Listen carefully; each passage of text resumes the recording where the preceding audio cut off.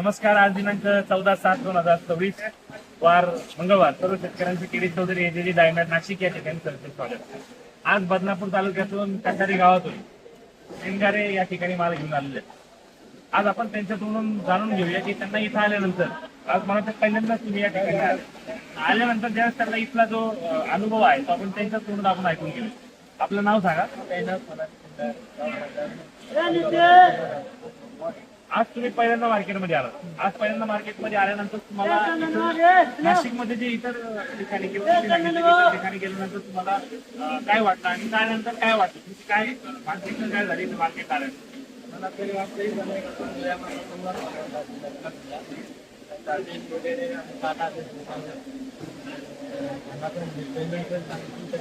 Payment लगेच आहे. आजचं पेमेंट उद्या आपण 24 तास आपण नक्कीच सांगतो, पण आजचं उद्या पेमेंट आपण हे 100% त्याच दिवशी दुसऱ्या दिवशी 24 तास त्यामध्येच होतं. पण बाय चान्स एका दिवशी सुट्टी असेल त्या दिवशी समजा 1-2 दिवस आली किंवा तुम्ही काही दिवस मार्केटमध्ये माल घेऊन येत असता, जेव्हा तुम्ही एक क्लायंट सिगारेट घेऊन आले घेत असता तर तुम्हाला मोठा लॉट होता.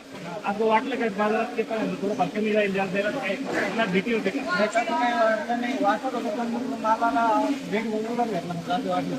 म्हणजे जसा माल होता तसा रेट नक्की भेटेल. तुमचं नाव सांगा. गणेश खाडे. गणेश खाडे. तुम्ही इथं पहिल्यांदा आले का ह्याच्या आधी आलते? पहिल्यांदा झाले.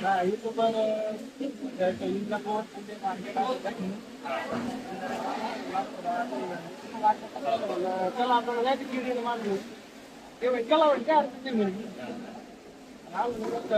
बरा भेटला बाबा.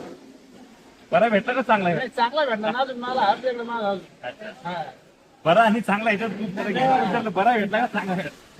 जो आपल्या तिथे पाहिजे जो अपेक्षित होतो म्हणजे तुम्ही जे डोक्यात ठेवलेला होता बाजार ठीक आहे, म्हणजे मालात जो ठरला तो नक्कीच इथं तुम्हाला आल्यानंतर भाव मिळाला. अजून माल भरपूर आहे. तुम्ही जे व्हिडिओच्या माध्यमातून बघितलं असेल की बाजार भाव मार्केटमध्ये कशा पद्धतीने चालते हे आम्ही बऱ्यापैकी व्हिडिओच्या माध्यमातून सांगण्याचा प्रयत्न करतो. पण प्रयत्न करत असताना तुम्हाला त्याच्यात सत्यता जाणवली काही आल्यावरती असं काही वेगळं जाणवलं म्हणजे त्याप्रमाणे सत्यता आहे. मार्केट हे रोज चेंज होत असतं. आज काय उद्या काय थोडंफार कमी जास्त हे नक्कीच होत असतं. होत असताना ज्यावेळेस आम्ही व्हिडिओच्या माध्यमातून दाखवतो तर जी आहे ती सत्यता दाखवण्याचा प्रयत्न करतो. ते बऱ्यापैकी ते शेतकऱ्यांपर्यंत पोहोचण्याचा प्रयत्न आपल्याला नक्कीच त्या ठिकाणी झाला पाहिजे. आणि जेणेकरून जागेवरती आता आपण मागायचे बघितलं की 65 रुपये किलोची बाग जागेवर मागितली. मालेगाव तालुक्याचे नामपूर जे शेतकरी होते, सोलापूरला होता, दुसऱ्या हाताचा माल होता, ती साईज झाली होती चांगली, पण त्याच्यात त्यांना 65 रुपयांनी बाग मागितली आणि ती गुटीत 75 रुपये गेली. आता 100-125 ग्रामची गुटी होती पण मग ती 75 रुपये गेली आणि 65 रुपयांच्या ऍव्हरेज जर बघितलं 95 रुपयाचा ऍव्हरेज पडला. 95 रुपयाचा